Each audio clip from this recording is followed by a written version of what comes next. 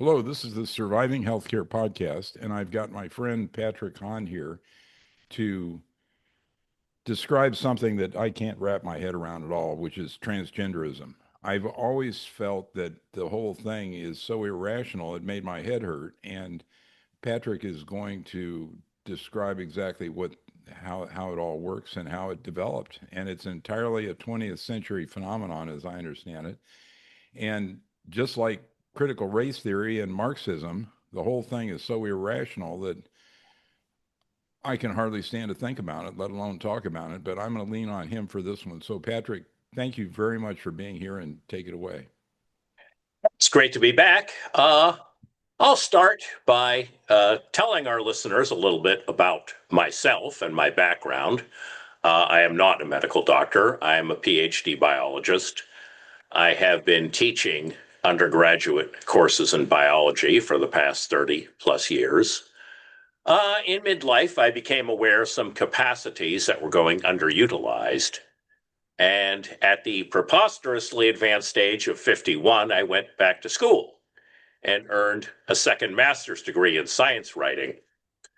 And since then, I've had 4 books released by mainstream international publishers. The first 3 were about psychiatry. Madness and Genetic Determinism was about history of psychiatric genetics. Prescription for Sorrow was about antidepressants, suicide, and violence. Obedience Pills was about the drugs given to children for a fake diagnostic category called ADHD. And my 4th book, The Day the Science Died, was on the mRNA shots for COVID. That book took on an intensely personal tone that none of my previous works had. Early in the course of writing the book, while I was out walking, I had a stroke and had to be rushed to the hospital. This was less than 30 days after the booster shot, which I took on pain of losing my livelihood if I didn't. You should have faked it and gotten a fake certificate. A lot of people did Yeah. that. Well, still here. So my new book is called Irreversible, The Rise of Sex Change, from Fringe Subculture to Multibillion-Dollar Industry. I have been studying this matter intensively for the past 2 years, and I can tell our listeners there is nothing good about this industry.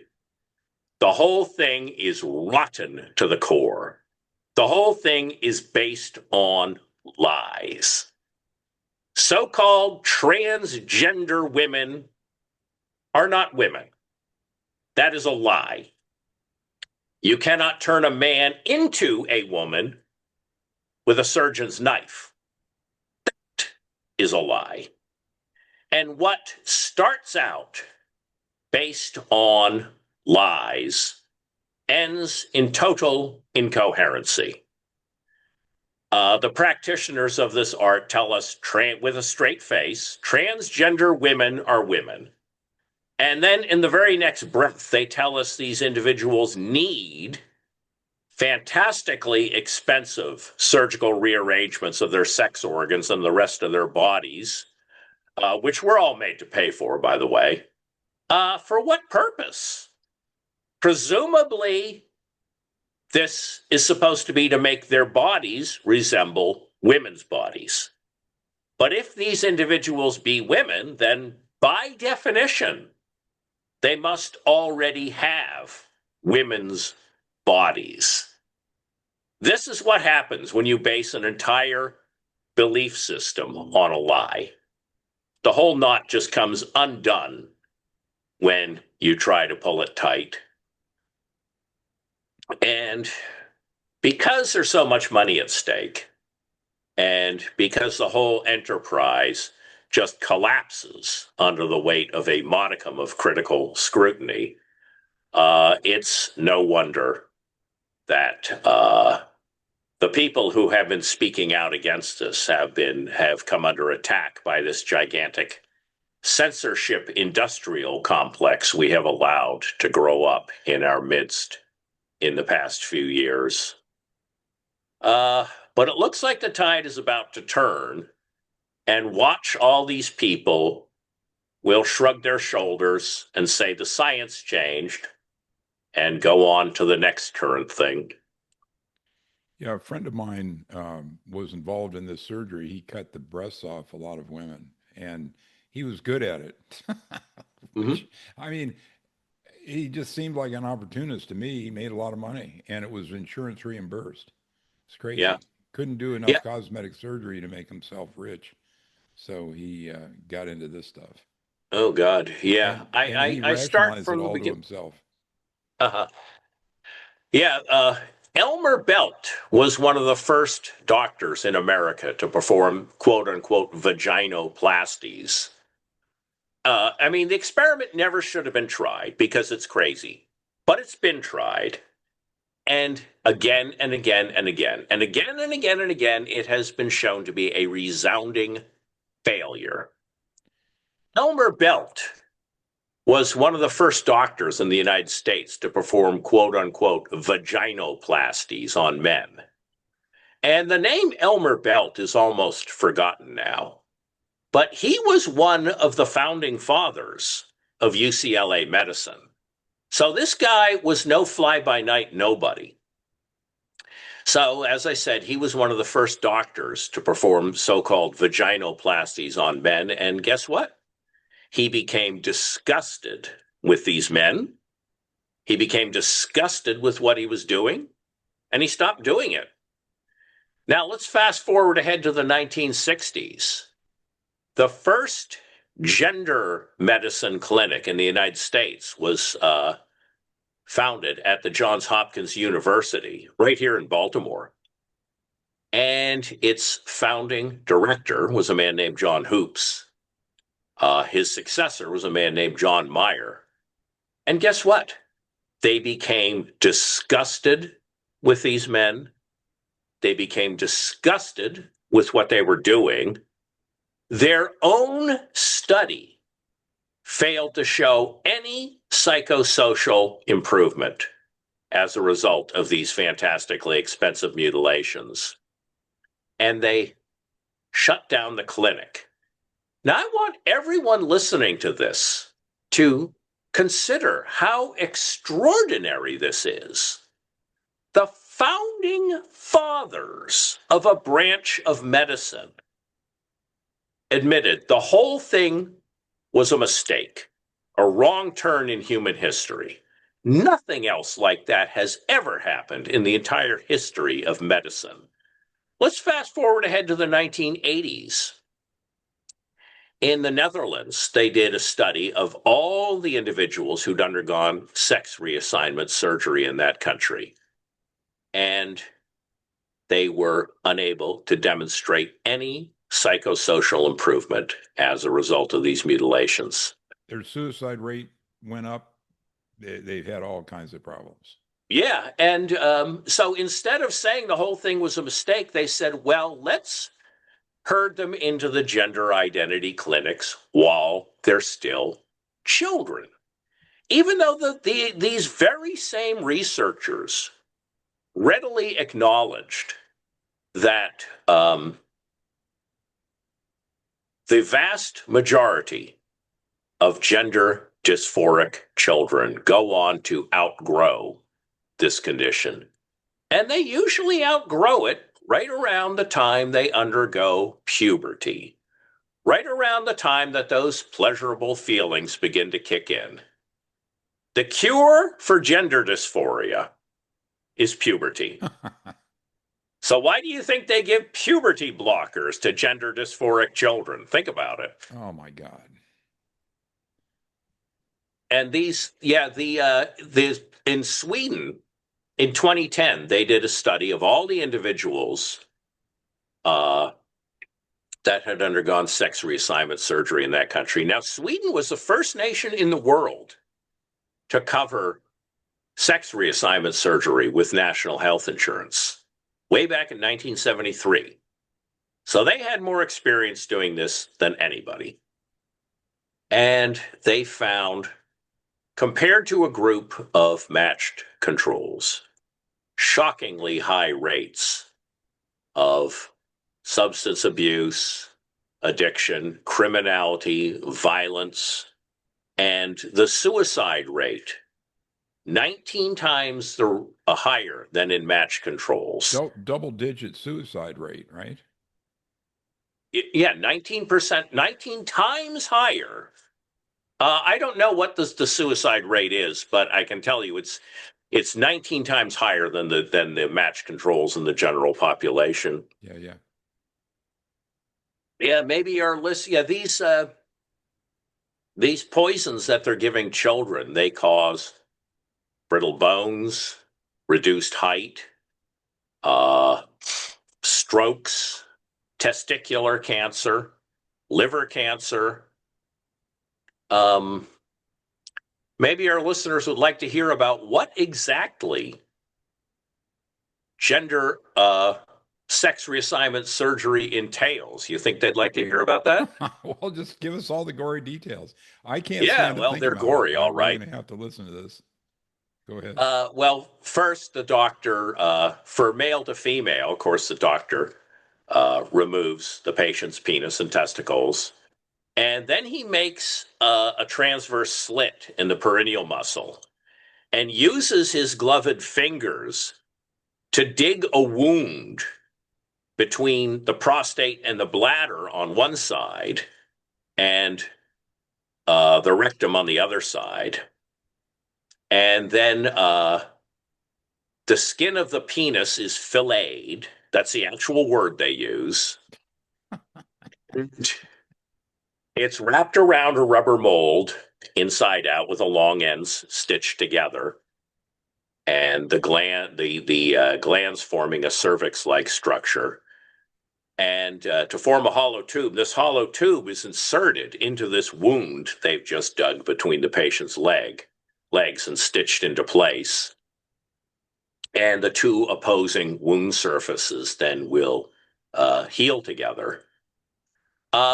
If there isn't enough skin of the penis, for example, if the patient has not undergone puberty because of puberty blockers, or in salvage cases requiring a second so-called vaginoplasty, they may take skin from elsewhere in the body, or they may use a segment of the colon.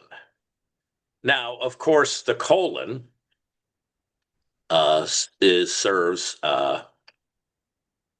a large reservoir of bacteria and secretes mucus. Now, what do you call mucus and dead bacteria emanating from the colon? An infection. It's called shit.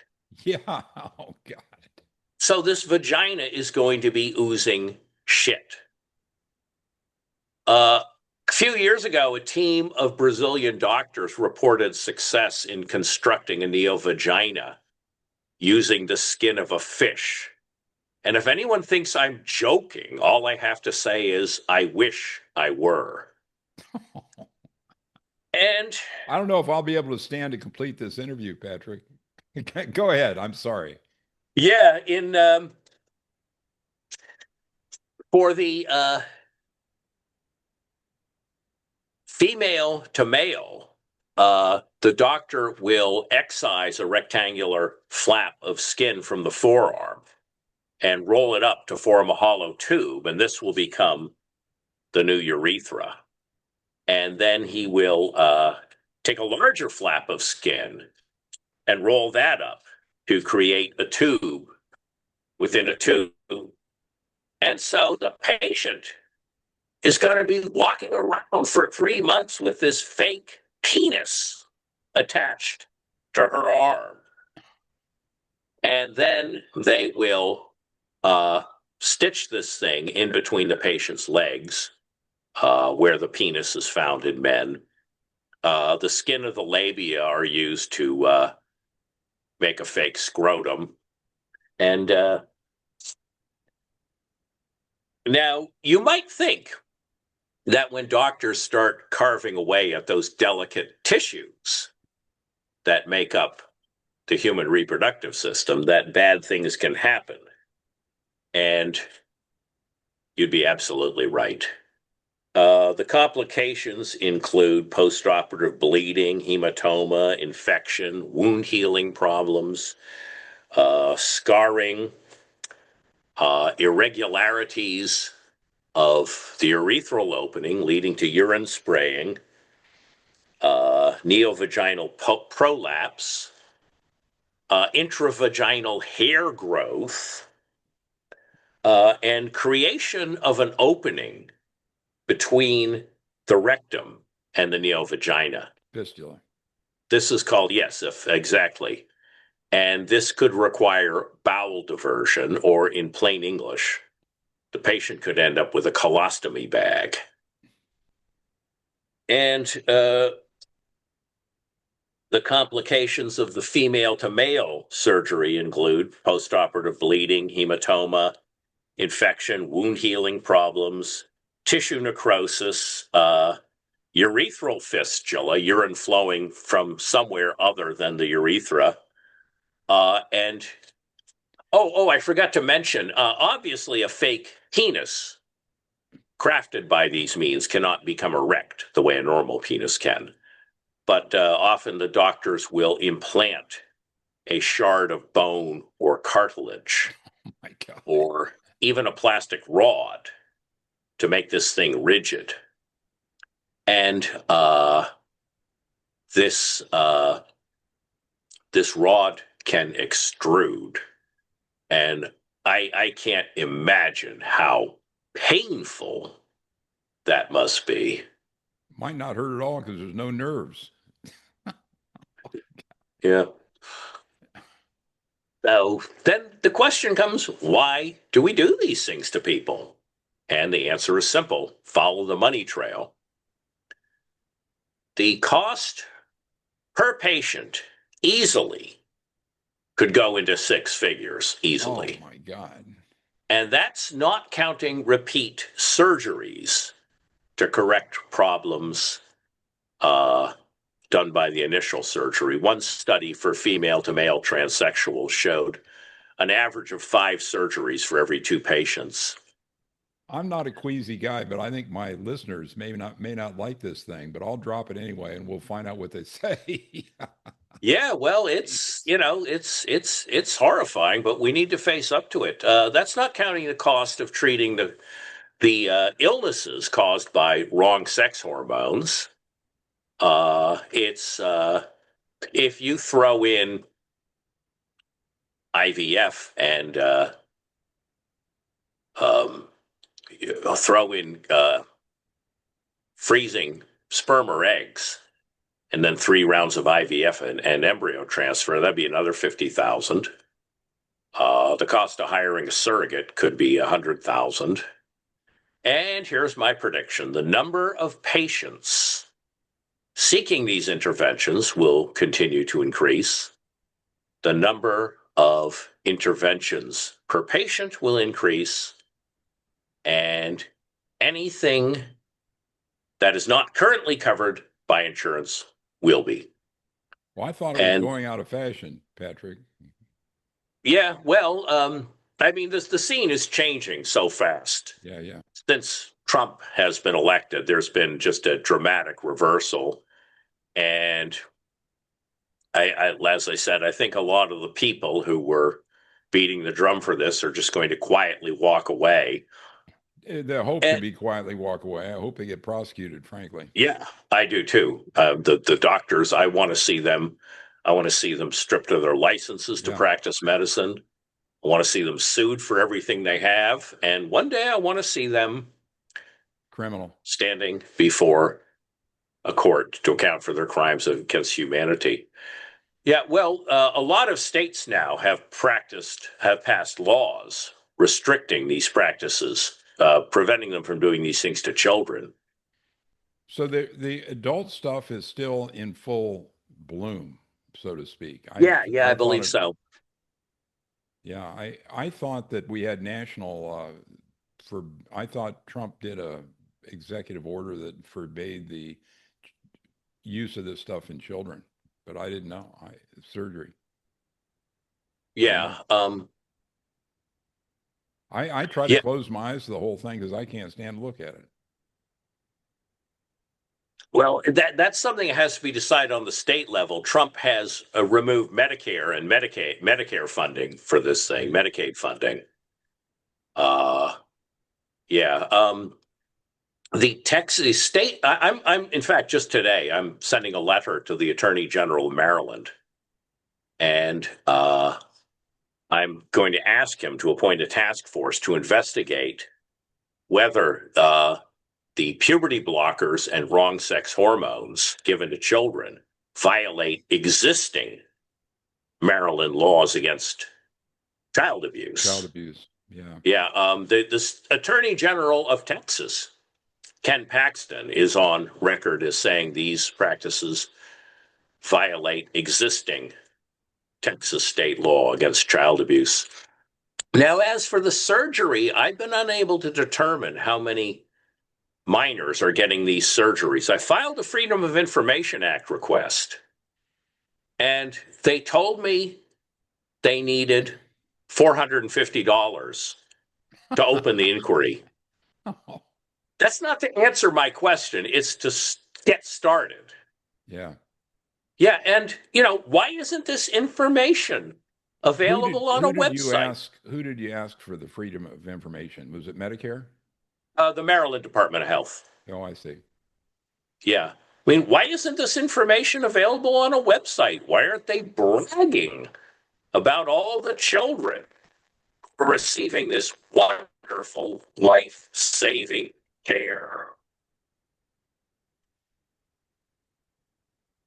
And then, of course, we come to the question, how does somebody get to the point where this looks like a good idea? And spoiler alert, they're not born that way. As you know, the subject of my first book was a history of psychiatric genetics. A century, more than a century of psychiatric genetics investigation has failed to find a single gene, not just for transgenderism, but for every one of the more than 500 categories in DSM. the DSM. Yeah, they just made all that garbage up. And through a vote of the American Psychiatric Association, they voted the diagnoses in and pretended like it was science. It's and there's not one person being treated in a gender identity clinic has been diagnosed by a gene scan, or brain scan, or a blood test. They've done neuroimaging studies, and the evidence base, as for most of this field, the evidence base is garbage, tiny sample sizes. They haven't found any pattern of brain structure or brain activity that correlates with transgenderism, and they're not going to. Scientists cannot even tell the difference between the brains of actual men and actual women. So what are the chances they're going to be able to tell the brains of transgender people from normal people? It's not going to happen. There's no scan that can tell the male-female difference? Yeah. There was a review in PNAS about 10 years ago about this. You think that would be possible? And there was an article to me. There was an article in Salon magazine, and they were crowing about this because we all know that to acknowledge any difference between the brains of men and women is to condemn all women to a lifetime of domestic drudgery and sexual slavery. Well, okay, fine, no problem. But if they can't tell the difference between the brains of actual men and actual women, what are the chances they're going to ever tell the brains of transgender people from normal people? It ain't going to happen. It's not in their genes. It's not in their brains. So what causes this obsession? And I looked into it, and it's no mystery. This is caused by Child abuse. child sexual abuse, physical abuse, emotional abuse. And this was something the early practitioners of this field openly acknowledged. John Money of Hopkins was the father of the sex change industry, and Harry Benjamin was the grandfather. In fact, the World Professional Association for Transgender Health originally was called the Harry Benjamin Society. And both of these men openly acknowledged that this was caused by childhood sexual abuse, physical abuse, emotional abuse. For female to male transsexuals, the usual pattern is a domineering and often cruel and abusive father who openly favored his boy children, who openly expressed his disappointment at having a daughter, who pushed his daughter into traditionally male pastimes. Many of these men had sexually abused their daughters while they were growing up, and many of these girls reported scant or irregular menstrual periods. Well, is anyone surprised? Why wouldn't a young girl growing up in such a toxic environment feel estranged from her own body? Why wouldn't she wish she had been born a boy instead of a despised and denigrated girl? Now, in male to female transsexuals, it's pretty much the opposite. A weak or absent father, a domineering mother, who pushed her son, who either openly expressed her hatred of men or openly expressed her disappointment in not having a girl child, who pushed her son into traditionally female pastimes. Many of these boys were ostracized and or bullied by other boys growing up. Again, why wouldn't a young boy growing up in such a toxic environment get the idea in his head that life would have been easier if I'd been born a girl?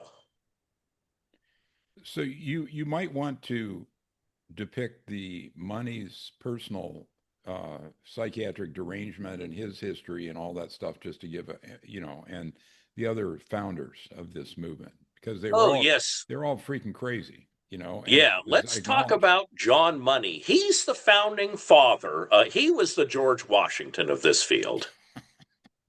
I got to laugh And or I got to cry. Go yeah, ahead, yeah, because exactly. it's so freaking awful. He taught a course in human sexuality at Hopkins, and Nobody he, is crazier than Hopkins. I mean, it's crazier than Harvard. I mean, they've yeah, got this huge academic reputation, and they're just completely insane from top to bottom. yeah, he treated his students to videos or slideshows of people having sex with animals, people eating feces. He once testified in court in an obscenity case, singing the praises of the revolting deep throat and claiming that this would have a cleansing effect on people's marriages. And early in his career, now John Money made his reputation, two papers he wrote on so-called hermaphrodites. Now, a true hermaphrodite would have both male and female sex organs in the same individual. It's a genetic thing. No such individual has ever existed. Well, In fact, such an individual is impossible because the there's penis and the vagina are there's derived partial from the same embryonic tissue. there's partial hermaphrodite Yeah, yeah, syndrome. we'll get to that Okay, later. We'll sorry. talk about ovotesticular syndrome, but there's never been a human being with functional male and female reproductive organs in the same individual. But he wrote a paper about this grab bag of disorders of sexual development. And there was a handful of cases where the sex of assignment and rearing was switched. And John Money, on this handful of cases, concluded that gender identity was what he called gender role, later became known as gender identity, was infinitely plastic before the age of about 2.5, and irrevocably fixed after that. And this was, in fact, neither of those propositions is true. But this was a mountain of extrapolation from a grain of fact. So he got the idea you could take a child, a boy or a girl, and take a child, raise that child as the opposite sex. And then there was this young family in rural Alberta contacted him. They had two identical twin baby boys. I hate this story. Yeah, Bruce and I forget the other boy's name for the moment, but they were perfectly normal and healthy. And then at the age of 1, most of Bruce's penis was burned off in a horrible medical accident. And that accident itself was a product of a preposterous cascade of medical errors and over medicalization that just never should have happened. So they were trying to do circumcision, and they made a mistake and burned the penis off. Yeah, for phimosis, in which the skin of the glands covers the urethra. And now this can't be retracted, so they were trying to open this is almost always a self-limiting condition. No surgery is required. It can be treated with massage. Yeah. And stretching. And so they decided to circumcise the boys. The attending physician was not a pediatrician. The pediatrician was out that day, so the task fell to a general practitioner. And he used an electrocautery knife and a metal clamp. Now, this was preposterous overkill. If you've got an electrocautery knife, you don't need a clamp. And if you've got a clamp, you don't need an electrocautery knife. So the clamp became electrified and burned the hell out of his penis. Yes, burned his penis off.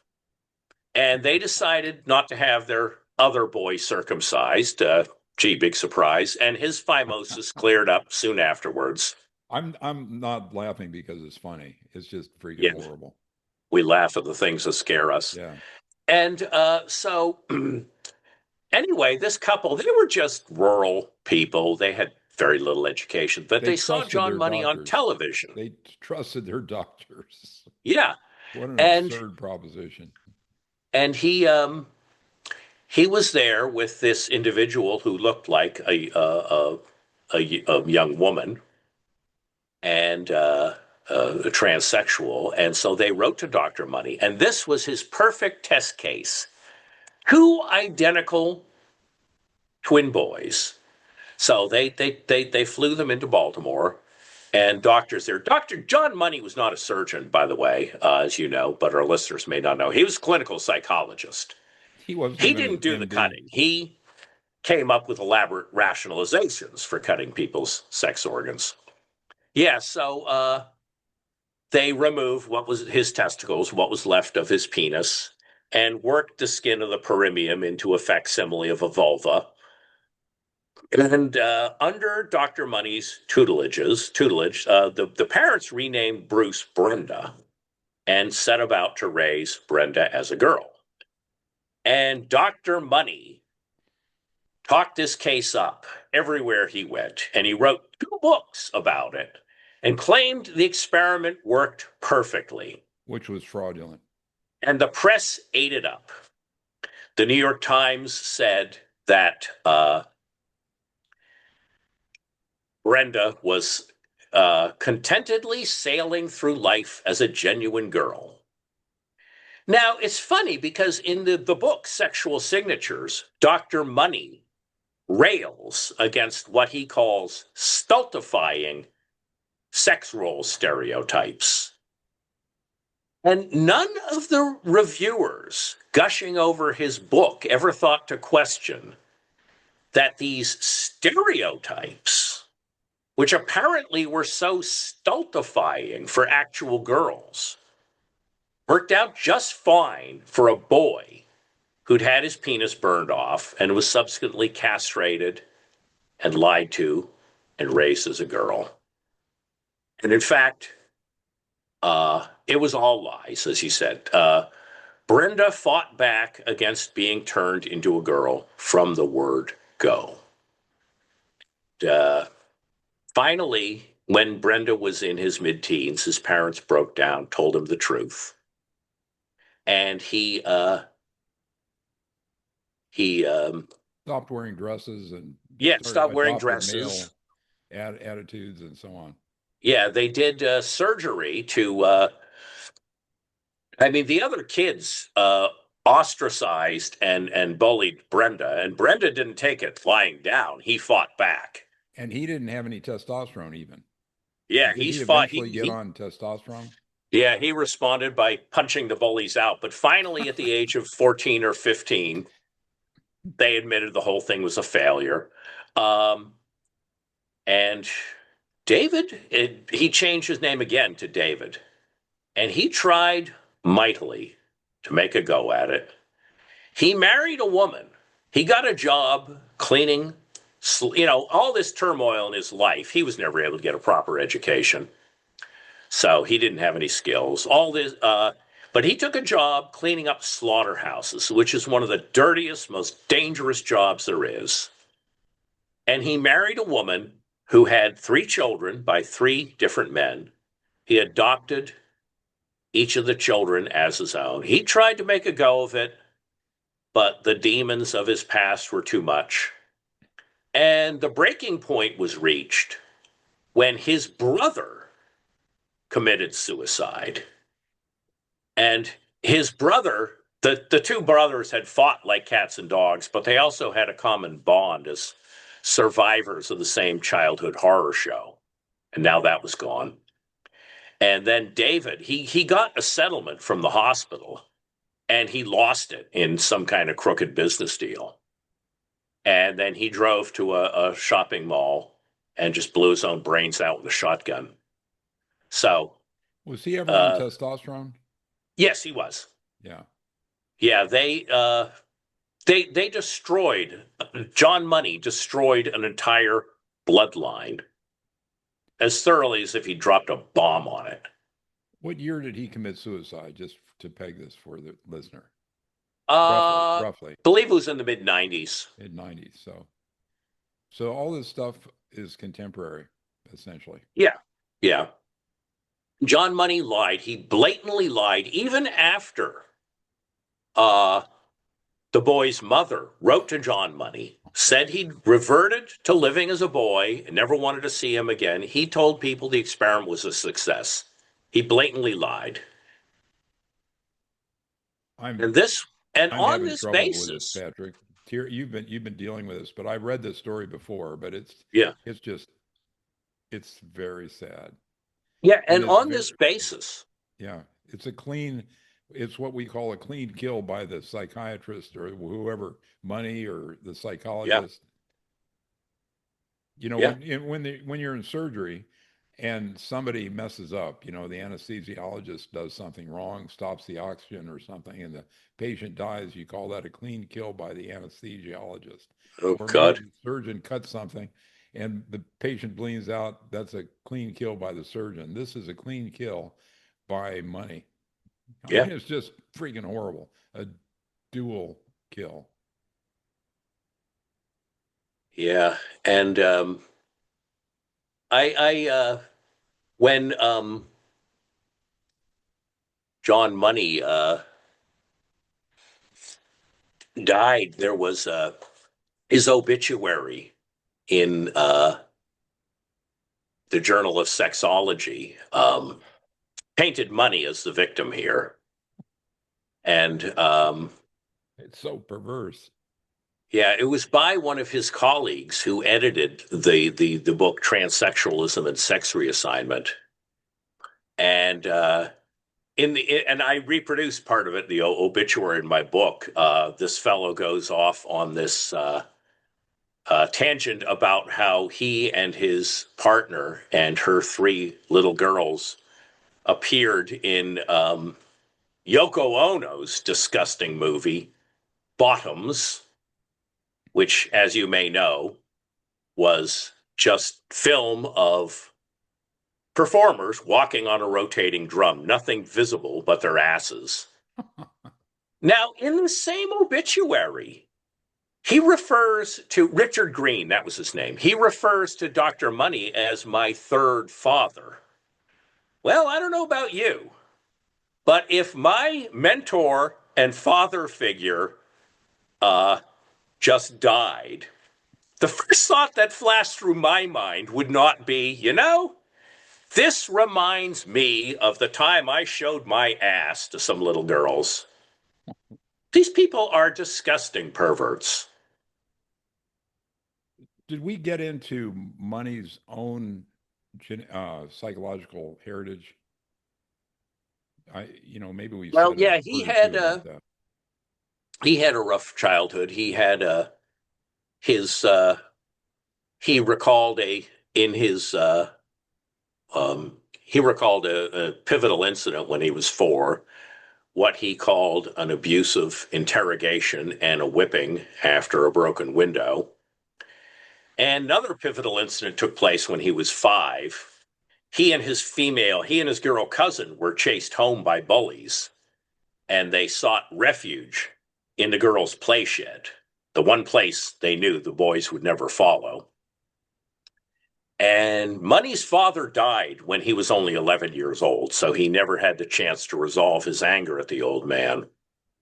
And he was raised by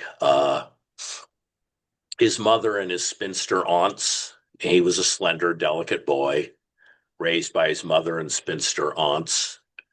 And he was fascinated. This was in a rural farming community in New Zealand. He was fascinated by the annual gelding of the lambs and wondered if this procedure could be applied to men to control their anger. Yeah, it's interesting because the story, by the way, the story of Bruce Reimer, David Reimer, was in that excellent chronicled in that excellent book by John Colapinto, As Nature Made Him. Now, That's where I who's got he? most of Who's my he again? information. Who's John Reimer? Colapinto. Okay. Yeah, and he David Reimer told him about an incident. Oh, he used to, yeah, he would fly the two boys back to Baltimore every year for a quote unquote follow up. And he would have the boys strip naked and perform simulated sex acts on each other. And on at least one occasion, he took Polaroid pictures of them as they did so. There was one occasion where he ordered the two little boys to strip, and Bruce, or Brenda, he was known as then, balked. And Dr. Money screamed, "Their clothes off!" No! And shaking with fear, Brenda obeyed. He's just a little boy. And John Money went on to excoriate his own father for his abusive temper, but he may have been more like the old man than he himself realized. It's amazing how the physicians, when one crazy element starts up, like the psychiatrist or the psychologist in this case, all the other idiots just follow the money. And the endocrinologists now think all this stuff's conventional because it provides them a patient base and they can, counsel these, quote, counsel these kids and the parents and Yeah. write prescriptions for pay. And I mean, it's just nuts. I mean, it's just sick. I don't know how you can stand to focus on it because I study things that I'm, you know, I'm Yeah. passionate about, but this stuff is like, oh my God. Yeah. And we've been doing these surgeries routinely for more than 60 years. There's never been, this is the only category in medicine in which the diagnosis is rendered on the basis of the treatment demanded by the patient. There's no other branch of medicine where things are done this way. Well, And there's a lot of sickness in medicine. with This all, isn't the worst. I don't yeah, know what the worst is, but yeah, there's never been a single controlled study of psychotherapy to help individuals escape the transgender obsession. Not one. I think it's probably worse than that. There's never been a single controlled evidence that psychotherapy does anything. Well, I there think are that's, case histories. There yeah. was a fellow in California, George Riekers, who was counseling gender uh, dysphoric children. And this was back in around 1975, 76. Rolling Stone did a hit piece on him. And the author of the hit piece was David Rorvik, who later went on to publish that book, The Cloning of a Man. And the publisher admitted the book was a hoax and paid. Somebody else's work was plagiarized, and the publisher admitted the book was a hoax and paid out some money to settle the lawsuit. Rudvik himself never recanted. And in that same article, Rorvik, getting back to Dr. Money, Rorvik quotes Dr. Money as saying about, I'm constantly amazed that in Baltimore, there are blue collar neighborhoods where older boys pass on middle to younger boys the tradition of getting $5 to $10 for a blowjob. And the piece never explained how Dr. Money became so knowledgeable about the price of blowjobs from young boys in Baltimore blue collar neighborhoods, but use your imagination. Yeah, he was a horrible human being. Real bad influence. Yeah. Oh, God. Well, you think about it, sex, obviously, is an essential part of life, but it's a small part. And if you do it right, there's not much to master. It comes naturally. And so, if you're going to be a professional sexologist, you're going to be spending almost all your time talking about weird and destructive things people do with their sex organs. You got to make up something to really make a hit. Yeah. So you don't think that there's any place for this at all. That's the conclusion. That's No, my obvious conclusion. absolutely not. I mean, if somebody has now, if this be a good idea, then just about everything I thought I knew about being human must be wrong. Now, we all have to live with the possibility we might be wrong.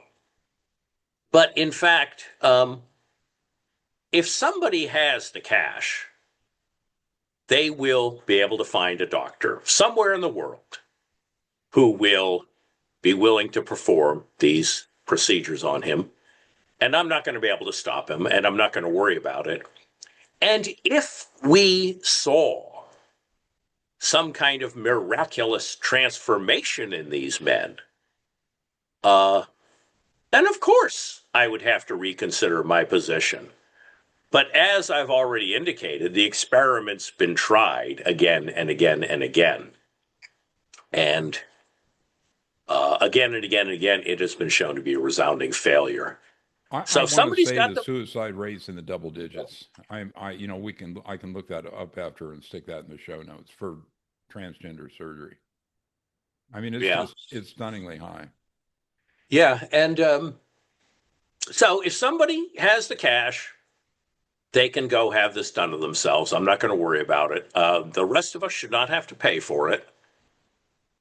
We should not falsify this person's birth certificate. We should not let this person into all female spaces. And as far as children, anyone doing these things to children should be prosecuted. Well, it's, your last thought was that Transgender Incorporated would end and join the ash heap of history beside lobotomy, insulin coma, and medicinal bleeding. Yeah. But, and I sort of thought things were further down the road of abolishing this stuff than you indicate, which is a little disappointing. Yeah. Well, I think that the tide is about to shift, and like all these things they did, lobotomies, hysterectomies for quote unquote hysteria. It was for the patient's good, and it was never based on anything besides the proclamations of doctors performing these mutilations. And the same is true of gender affirming surgery. Yeah, castrations on women are a routine procedure in every city in America every day. I mean, they just take their ovaries and uterus out casually because it's easier to take the ovaries out with the uterus than it is just to take the uterus out. And sometimes there are real indications for hysterectomy, Yeah. but almost none for castration, which is removal of the ovaries. I Yes. mean, it's an outrage. It's crazy. I mean, I think over 50, there's a statistic, something like this, that 40% of women already have their uteruses and ovaries removed. Oh my God. I had no idea. It's very high. Wow. The C-section rate is equally high, and it's much higher than pure improvement in death rates would. They just do it to make the money. It's crazy. The OBGYN is a corrupt specialty, even though they produce the biggest improvement in death rates of any specialty in history during the era when they first learned how to do C-sections, because so many women were dying in childbirth, and they were able to prevent that. But then they just went crazy and started doing C-sections for convenience and just the money-making thing. And so it's about another 40% of live births are delivered by C-section now, which is insane in America. Yeah. Well, Patrick, what have we missed that we should cover? There's a question that may have been on the minds of our well-meaning listeners from the beginning, and you touched upon it briefly. What about the intersexes? And I have a whole chapter in the book about the so-called intersexes. And I wanted to make sure there were no unexploded landmines awaiting me. And guess what? There weren't. I can sum it up for our listeners. The overwhelming majority of the time, a newborn baby's sex is correctly observed and recorded at birth. In about 1 out of 5,000 cases, it's not immediately apparent. Well, guess what? There are established protocols for determining sex in these cases. Almost always, there is only one type of gonad present, either testes or ovaries, not both. And there's no evidence that these individuals benefit from surgeries intended to turn them into the opposite sex, which in practice almost always meant surgeries to try to turn a boy into a girl, based on their ugly, cynical maxim, it's easier to dig a hole than build a pole, hardy, hardy, har. And these guys have a great sense of humor. Jeez. And there are Individuals with Swyer syndrome or androgen insensitivity syndrome do not have ambiguous genitalia at birth. Outwardly, they look like normal females, even though they have a Y chromosome. Well, they live as women, they identify as women. It's not a moral, they can't have children, which is unfortunate for these individuals, but it's not a moral problem.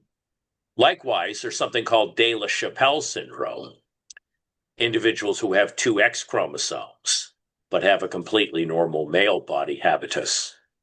Now, you mentioned there are extremely rare cases of individuals who have both kinds of gonadal tissue present, testes and ovaries. That's called ovotesticular syndrome. And that is an extremely rare condition, but almost all of them they have either a normal male body habitus and they identify as men, or a normal female body habitus and they identify as women. They might not even know there's anything different about themselves till they go in to have testing, say for infertility. And so the only relevance, the main relevance the so-called intersexes have to this debate is they're used as props by people who want to gaslight us. Make us all think we're so stupid, we have no idea what a man is, what a woman is. So we have no choice but to stand by while tens of thousands of children with perfectly normal male or female bodies are being gaslighted, poisoned, maimed, sterilized, and robbed of their future by the sex change industry. So I guess my last question is, and I've, spent 9 years documenting examples of this, is whether you think the globalists are behind some of this. In other words, the psychological games we've been facing, the destructive problems like quote, vaccine, Mm-hmm. even childhood vaccines have entirely negative effects on health over net. Do you see this? Can you see the globalist fingerprints on this at all? Or Yeah. is that, yeah, Well, our rulers are reflexively in favor of anything that makes us sicker, weaker, in debt, uh, confused, obese. Um, whether there's a grand conspiracy behind it or just people well, showing up and doing their jobs. there's And no doubt there's a conspiracy behind it, because when you look at the evidence, that it includes testimonial from the globalists. I mean, they are trying to destroy our health and so on. So, I mean, it's crazy. But so you don't have damning evidence. no, I think it's mostly just people going along to get along, like Yeah.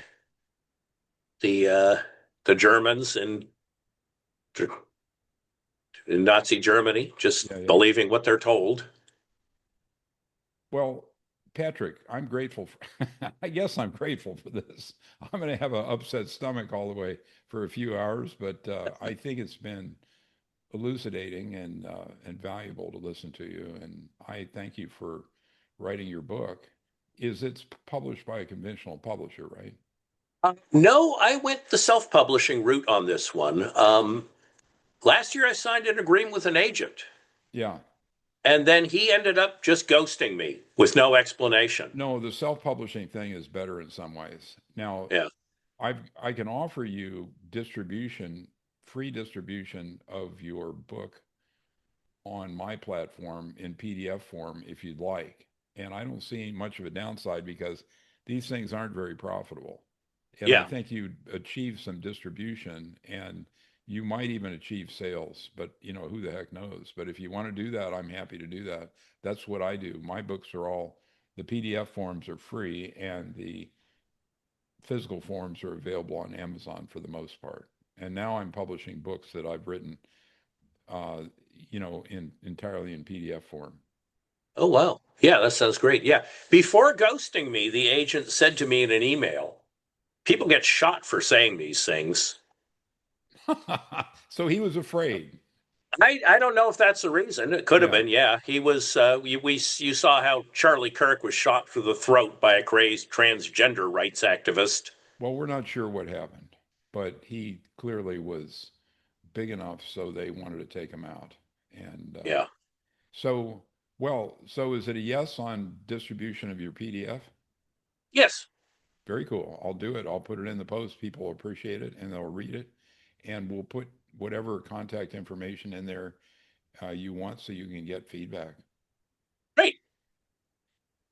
Very cool. Well, Patrick, I'm grateful for your time. And this is, I wouldn't say it was a lot of fun, but I learned more about the subject and I think it's important. So Yeah. thanks again. Likewise. Okay, we'll chat Always a soon. pleasure. Okay.